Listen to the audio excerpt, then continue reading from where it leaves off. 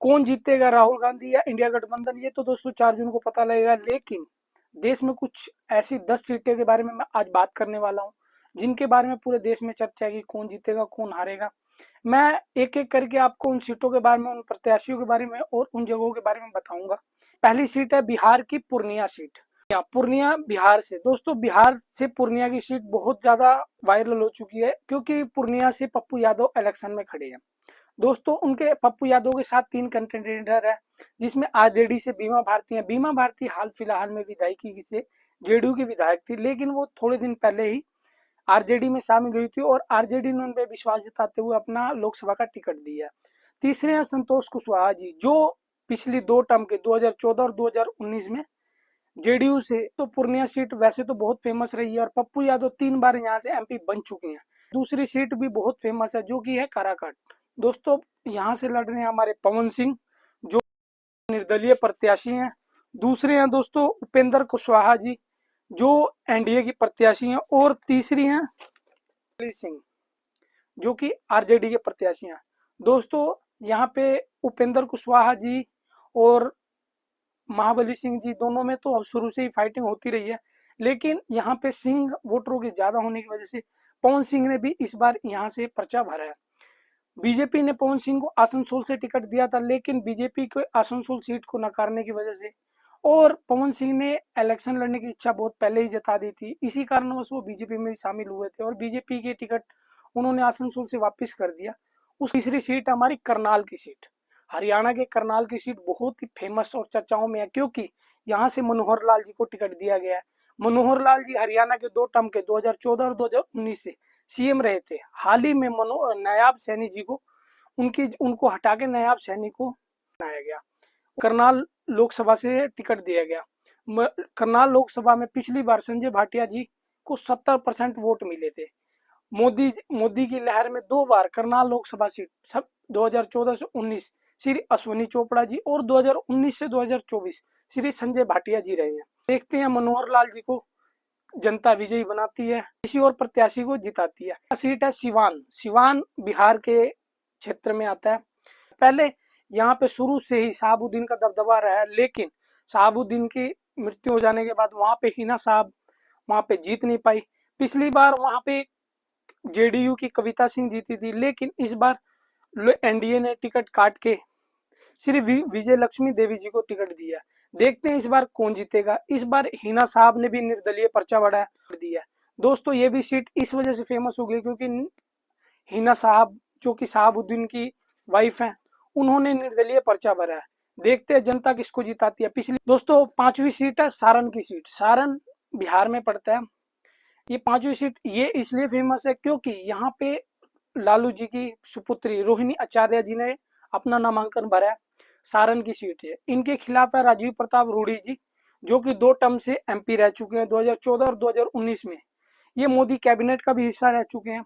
इस अगली सीट हमारी रायबरेली की सीट, उत्तर प्रदेश। जी हाँ दोस्तों, यहाँ पे राहुल गांधी जी इलेक्शन लड़ रहे हैं। पहले तो इन्होंने स्मृति ईरानी के खिलाफ अमेठी से इलेक्शन लड़ने का नामांकन पिछली बार किया था, लेकिन वो वहां से हार गए थे, जिसके कारण वो वायनाड से भी इलेक्शन लड़े और वहां से जीत के एमपी बने थे। लेकिन रायबरेली की सीट सोनिया गांधी 5 टर्म की एमपी रह चुकी हैं, जो कि लगातार सोनिया गांधी को रायबरेली से जिताते हुए रायबरेली की जनता आई है। मोदी लहर में भी वो दोनों बार रायबरेली से जीती हैं और इस बार उन्होंने राज्यसभा सांसद चुनी गई है राजस्थान से, जिसके कारण ये सीट खाली हो गई थी। तो यहाँ पे राहुल गांधी जी ने अपना रायबरेली की जनता को नामांकन भर के यहाँ से पर्चा दाखिल किया। पॉइंट है बाड़मेर। जी हाँ दोस्तों, बाड़मेर का वही जगह, यहाँ पे रविंदर सिंह भाटी ने इलेक्शन लड़ा। रविंदर सिंह भाटी वही है जिनको 2 बारी बीजेपी ने नकारा और वो दोनों बारी जीत गए। जी हाँ दोस्तों, सबसे पहले ये कॉलेज लाइफ में थे जब ये एबीपी के छात्र हुआ नेता हुआ करते थे, लेकिन एबीपी का इनको टिकट नहीं दिया गया और इन्होंने निर्दलीय पर्चा भरा और 56 साल के इतिहास में पहली बार निर्दलीय जीत के आए। दूसरी बार इनको विधायकी के टिकट में टिकट काट दिया गया, जिसके कारण इन्होंने फिर विधायकी में भी इलेक्शन लड़ा और विधायकी में भी निर्दलीय जीत के आ गए हैं। दोस्तों तीसरी बार इन्होंने, वैसे मोदी जी के समर्थक माने जाते हैं, लेकिन इस बार इनके सामने है उमेदा राम जी हैं, जो कि कांग्रेस से हैं, कैलाश चौधरी जी हैं, जो कि मोदी कैबिनेट के हिस्सा भी रह चुके हैं। तो इस बार देखते हैं कि वो कॉलेज छात्र नेता और निर्दलीय विधायक की तरह क्या लोकसभा सांसद भी बन पाएंगे। नॉर्थ ईस्ट दिल्ली, जी हाँ दोस्तों, उत्तर पूर्वी दिल्ली, यहाँ से दो कंटेंडर बहुत मेन है। इस बार आम आदमी पार्टी और कांग्रेस ने मिलकर इलेक्शन लड़ा है, इसलिए उन्होंने अपने ज्वाइंट कैंडिडेट को उतारा है। ज्वाइंट कैंडिडेट में है कन्हैया कुमार जी। जी हाँ दोस्तों, कन्हैया कुमार जी वही हैं जो जेएनयू से बहुत ज़्यादा फेमस हुए थे। उन्होंने क्या अच्छा क्या बुरा किया, लेकिन वो बहुत अच्छा नेता है, ये तो उनका मानना पड़ेगा। और उनके सामने है भोजपुरी जगत के जो फिल्म स्टार है मनोज तिवारी जी। ये मनोज तिवारी जी भी 2 बार के एमपी रह चुके हैं और यहीं से रह चुके हैं। तो वही हैदराबाद पतंग छाप असुद्दीन अवैसी एआईएम के, जो कि आज की डेट में मुसलमानों के बहुत अच्छे नेता माने जाते हैं। असुद्दीन अवैसी मुसलमानों के हकों के लिए हमेशा खड़े रहते हैं और हैदराबाद में सबसे ज़्यादा मुसलमान है। तो मुसलमान अब की बार उनको पसंद करेंगे या माधवी लता जो बीजेपी की कैंडिडेट हैं वो जीतेंगी।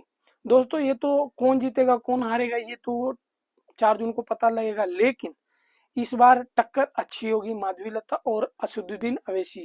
दोस्तों कोयम्बटूर, जी हाँ दोस्तों, कोयम्बटूर के अनामलाई जो साउथ के मोदी भी के माने जा रहे हैं। कोयम्बटूर जो साउथ के तमिलनाडु के आजकल मोदी के बहुत ज़्यादा विश्वसनीय भी हैं, भरोसेमंद भी हैं, मोदी जी ने उन पर बहुत ज़्यादा भरोसा जताया, वो है अनामलाई। ये आजकल बहुत ज़्यादा उभरते युवा नेता है। ये पहले आईपीएस थे, जो कि ये आईपीएस की नौकरी छोड़ के इन्होंने पॉलिटिक्स को ज्वाइन किया और बीजेपी में आए। बीजेपी की विचारधारा इनको अच्छी लगी। साउथ में बीजेपी के वोट परसेंट को बढ़ाने की कोशिश जरूर की है और लोगों में बीजेपी को लेके जागरूक भी किया। उनका डीएमके और आईडीएमके के नेताओं से कर है। इस बार कौन जीतेगा, बीजेपी बाजी मारेगी। दोस्तों ये 10 लोकसभा सीटें जो मैंने देश की टॉप हॉट सीट हैं उनके बारे में बात की है। बताइए आपको कौन सा नेता अच्छा लगता है, कौन सा जीत सकता है, कौन सा हार सकता है। आप अपने कमेंट बॉक्स में जरूर राय दीजिए।